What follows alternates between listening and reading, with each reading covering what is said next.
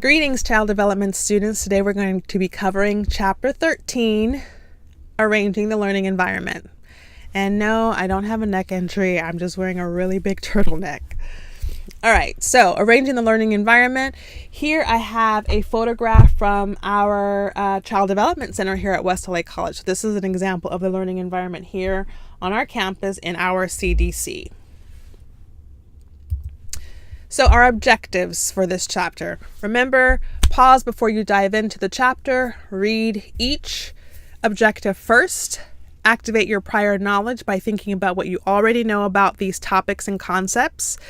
And this way you are activating your schema. And so when you go through the chapter and you enhance your learning, you clarify misconceptions, you elaborate, you add new learning, it's going to help you move this information from your short-term memory into your working or long-term memory. So this is part of information processing. So it's my tip.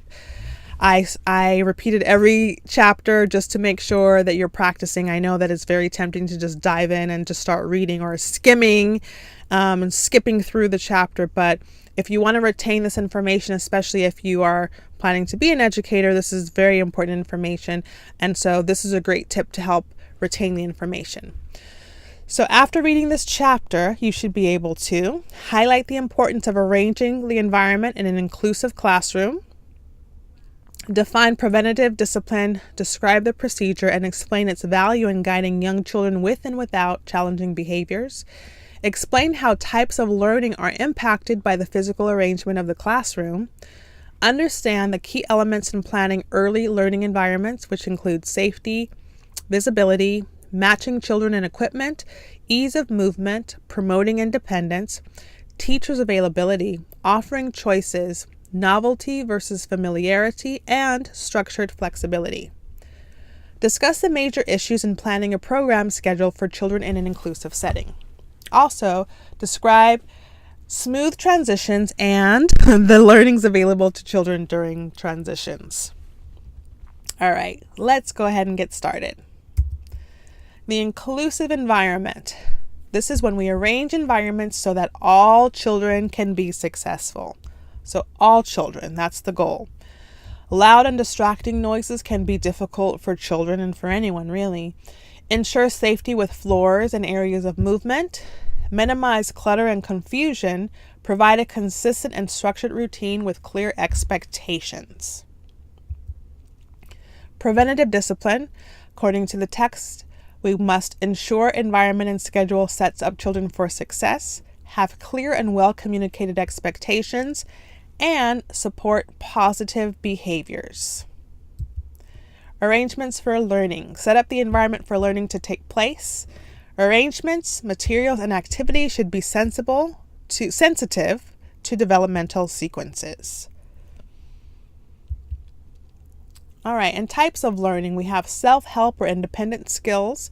Emphasize activities that promote independence and self-help skills. Children learn to dress, eat, and ask for help. Toilet facilities. Make sure that you are allowing children space to maneuver, especially if they have adaptive equipment.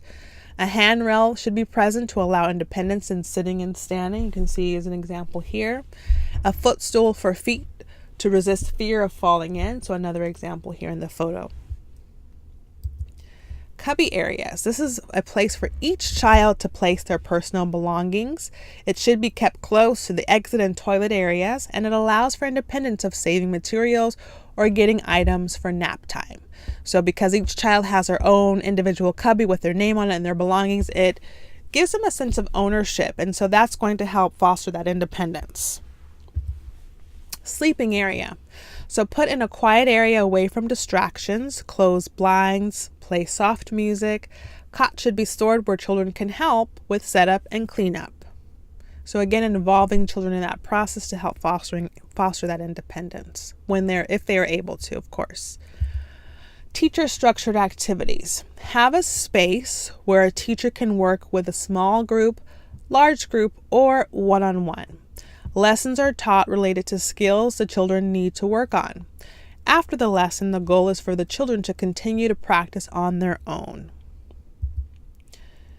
Now we're going to talk about arrangements for learning continued with discovery learning. Children discover while engaging with materials, and this is so important for all of our children.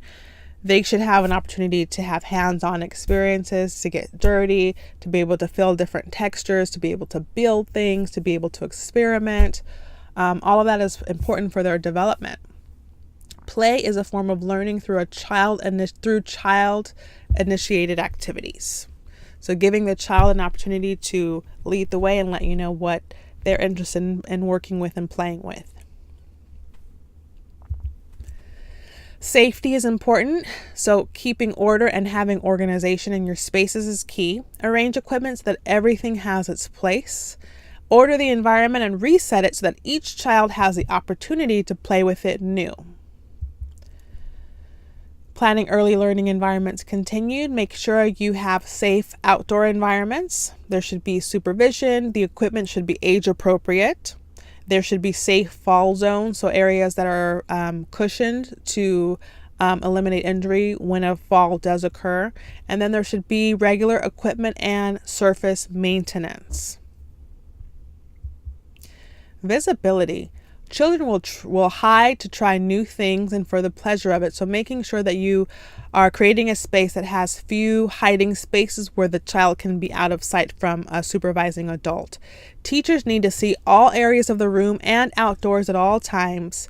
Find a place to stand to allow 100% visibility, and this is really important. Another thing is matching children and equipment. This goes back to that idea of developmentally appropriate practices. That's a huge emphasis in child development too. Check toys for safety. Include all parts for the toy, so not having missing pieces. Check for choking hazards. Toys need to be appropriate for the youngest learner and yet not bore the more advanced. And this is especially key when you have mixed developmental levels in your classroom, which is most likely going to be the case. Also think about ease of movement. The class needs to be set up so that the children can move freely around the room, and I can't stress enough how ironically that's not always the case, even for classes designed for children with special needs. And touring multiple preschools for my son Colson, who does need to use adaptive equipment like an adaptive stroller or a wheelchair, I have found that oftentimes there was not enough space for him to maneuver in his equipment. Even the place where we had his IEP meeting had stairs. Or I'm sorry, not the IEP meeting. It was where he had to be assessed for his IEP. So that was definitely a strike against the system. So I had to ask someone to help me lift him up the stairs. Now there were only about 3 stairs, but still there were stairs.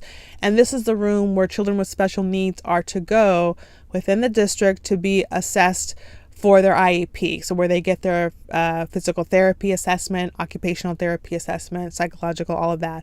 So that was interesting that the location that was selected was not one that was ADA accessible. So that just goes to show you how we have a ways to go to make sure that we are providing equitable access for our students. Promoting independence. So in arranging the environment, all materials that children are allowed to have should be where the children can reach them. Children should know how to put the toys back. So that is an area where teachers will probably have to model multiple times, or you can have certain students model that for the rest of the class. Shelves should be labeled for ease. Get out your label maker and go to town. And simple directions should be used for transitions. And I find it's better to give 1-step directions at a time rather than giving them 5 tasks to do. Okay, everyone, I want you to push in your chairs, hang up your backpacks, line up, wash your hands. It should be 1 step at a time. Okay, everyone, pencils down. Wait a few moments. Okay, everyone, push in your chair. Okay, everyone, gather to the center for circle time. So 1 set of directions at a time. Teachers' availability. If the classroom is organized effectively, teachers can teach. What a great concept, right? So making sure that the classroom is organized in an effective way. And that might look different from classroom to classroom, from year to year, depending on the students that you have, etc., depending on the resources that are available to you at the time. Zone teaching is one way. So let's reflect back in the text. What does it say about zone teaching? Teachers work in a zone or area and enhance learning while children are in that play area. Offering choice. Choice is a huge motivator. Think about how much more motivated you are to complete a task when you're given options. So giving choice is really great. Giving children options for play or snack, allowing children to assert their independence. That's another great bonus for choice. And then it gives them more opportunities or options to learn the same material. Novelty versus familiarity. Children like the familiarity of their class. So the routine, the predictability, the consistency is very important. Makes children feel very comforted and safe. Provides comfort. Novelty, though, keeps the excitement going. So novelty is doing something out of the ordinary, something unusual. So whether it's being silly and coming in a costume one day and students are going to say, why are you dressed like that?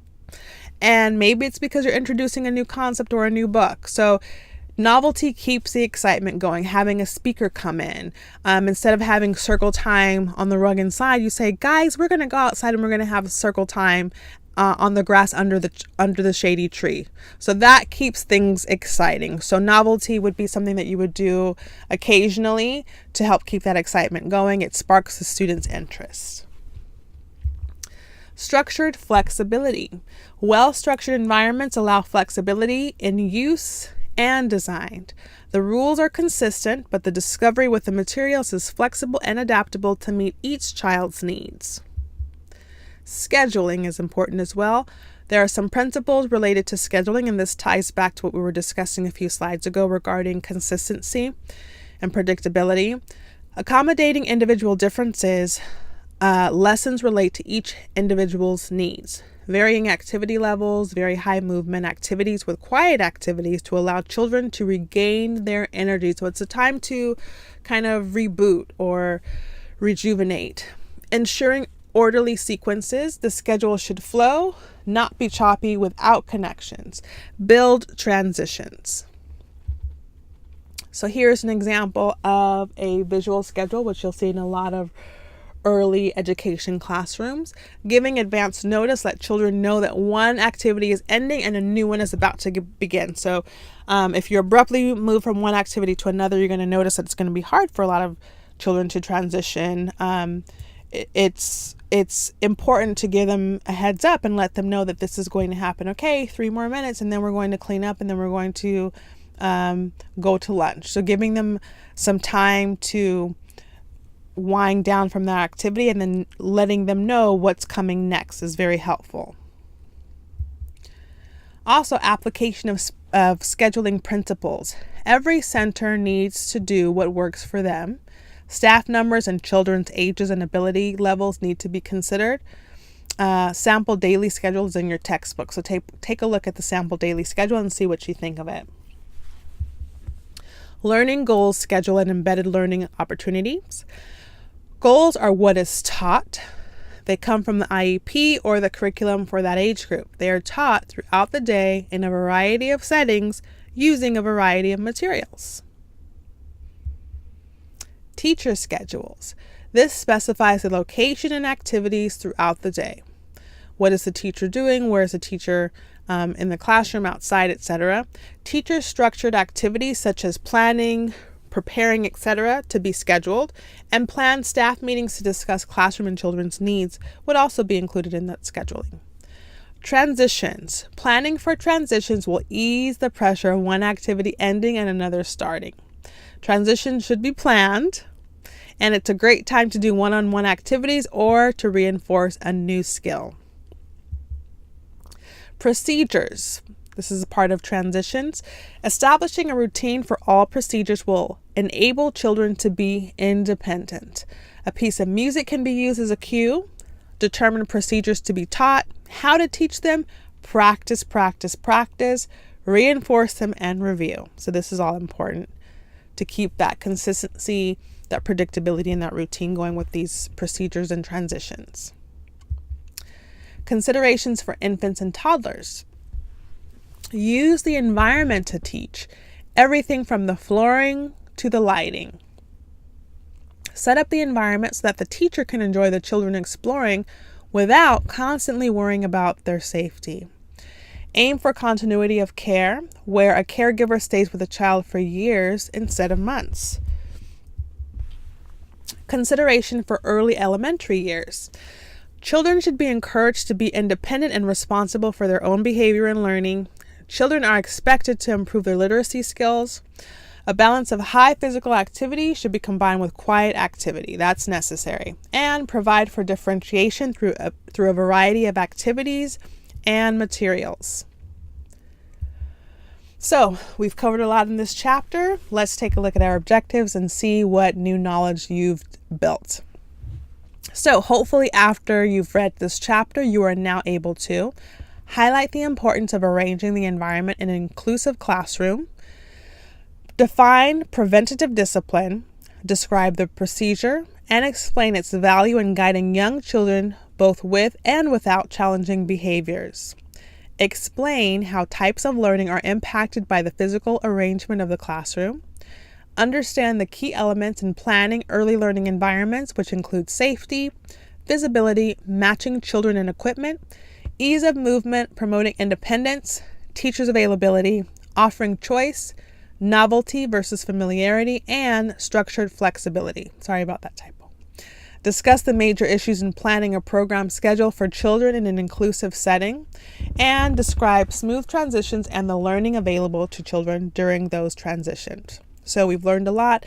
Make sure that you're reviewing all the information in the textbook, PowerPoint, your notes, the discussions, and hopefully you're learning a lot. We'll see you next time. Thank you.